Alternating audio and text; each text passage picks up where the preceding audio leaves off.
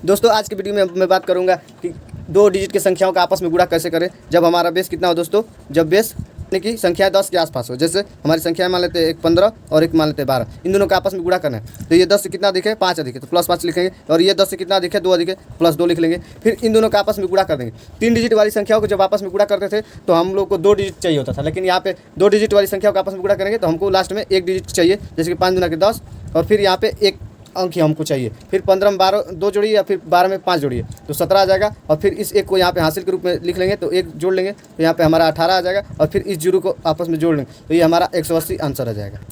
चलिए दोस्तों, ये तो हमारा था बेस 10। अब बेस जब 20 हो यानी कि संख्याएं 20 के आसपास हो, जैसे 22 और 25 के आपस में गुणा करेंगे तो कैसे करेंगे दोस्तों। ये 20 से कितना दिखे 2 दिखे तो प्लस 2 लिख लेंगे, और ये 20 से कितना दिखे 5 तो प्लस 5 लिख लेंगे। फिर इन दोनों का आपस में गुणा करें तो 5 दूना के 10 हो जाएगा। फिर ये 25 में आप 2 जोड़िए या फिर 22 में 5 जोड़िए तो 27 आ जाएगा। फिर ये बेस 10 का कितना है दोस्तों 2 गुना है, तो इसलिए यहाँ पे क्या करेंगे 2 का गुणा करेंगे, इसलिए 2 का गुणा करेंगे तो 54 हो जाएगा। और फिर लास्ट में ये हमारा इस एक को यहाँ पे हासिल के रूप में लिख लेंगे तो 55 हो जाएगा, और फिर इस जीरो को भी एक साथ ले लेंगे तो ये हमारा आंसर आ जाएगा। चलिए दोस्तों, का मैं एक और तरीका आप लोगों को बताता हूँ, जैसे उसका नाम है वैदिक विधि।